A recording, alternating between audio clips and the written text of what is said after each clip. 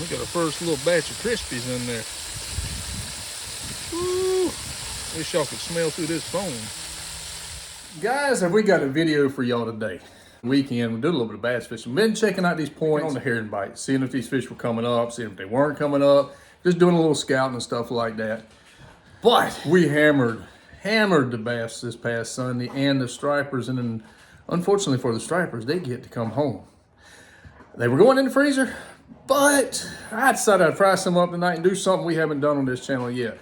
And that is a clean, which, take that back, we have done a clean, and I'll put a link down here in there for perch, but we have not done a cook video yet. And this is how we cook fish down here in the South. Y'all stay tuned. We about to bring y'all a clean and cook.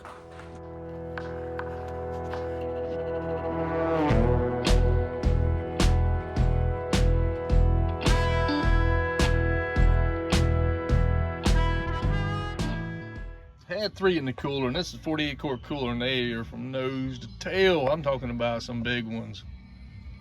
Now what I do, guys, is come in behind this fin right in here, behind the gill plate, basically angling it back towards his head.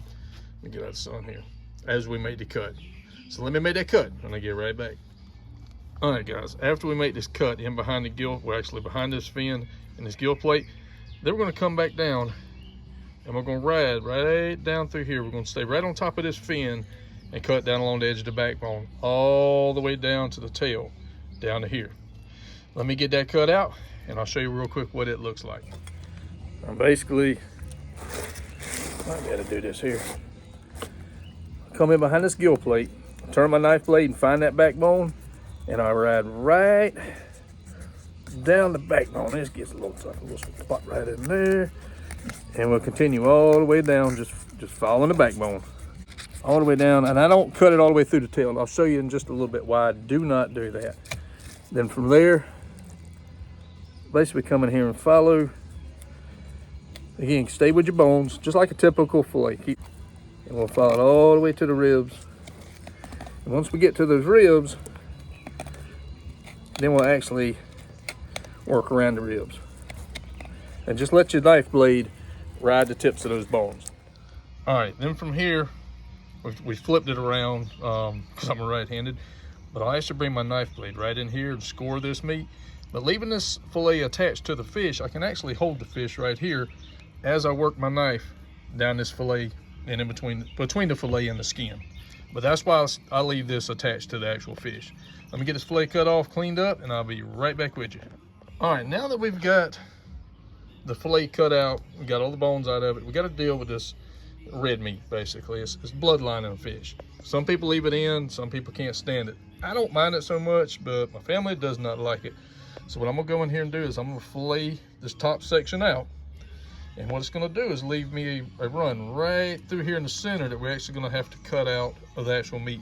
Let me get this top layer filleted off. I'll show you what it looks like once that's out, and then I'll show you how we attack the little piece that runs in the center that's left. All right, now that we've got that cut out, you can see I got a little bit down here to clean off yet, but it leaves this line right through here.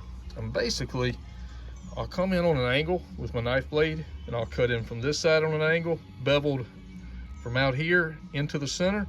Then I'll also come from this side, beveled the opposite way. I'll start here and bevel it down into the center. And it's like this long triangular piece that will just pull right out. Well, let me get it cut out of there, and we'll be right back with you. All right, guys. Now that we got it all cleaned up, got the red meat out of it, there's a few little spots you could finish taking out if you want. It's really not going to affect the meat a whole lot. Got a few spots right here. I may get that out, but that's it. Guys, they're a really white meat. Once you get them cleaned up, get them filleted. This one I'm going to do something different with. So stay tuned. I'll show you as we're battering them and about to drop them in some grease. All right, guys, I believe we got it done in time. We got the grease down here getting warmed up. And I was going to show y'all what I did with these striper fillets. What we did is basically cubed them up. Cut them in about 1 inch by 1 inch cubes. Something a little different than I normally do. Normally I do full fillets. But what we're gonna cook them in tonight is a homemade mixture of flour and cornmeal. Now to go with the fish, you got to have some type of fried potatoes.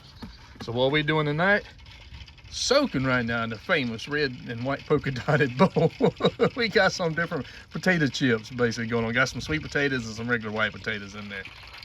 It's warming up. I love that sound right there. Guys, when I'm battering these things, it's just an old-fashioned style trick. Some people use a brown paper bag. I just use old famous Ziploc bag.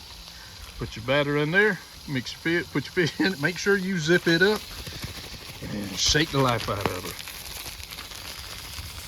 We got our first little batch of Crispies in there.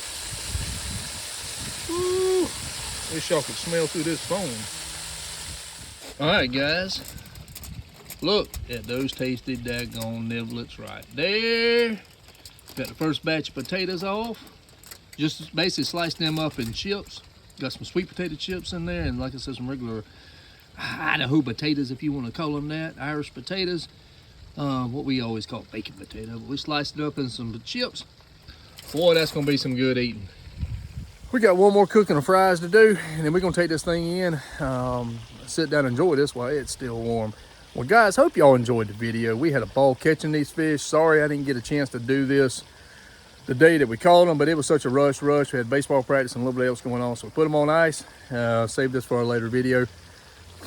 Make sure to go over and follow us on Instagram and Facebook, and you can see some of these posts as we're putting them out. A lot of times I'll put them out as I'm out there on the lake, letting you know what we're catching, kind of what we're doing, before the actual videos come out, the more in-depth videos on what we're doing. But thank y'all for watching. Hope you enjoy. Wish y'all could smell this food because it smells delicious. Hope it tastes as good as it smells.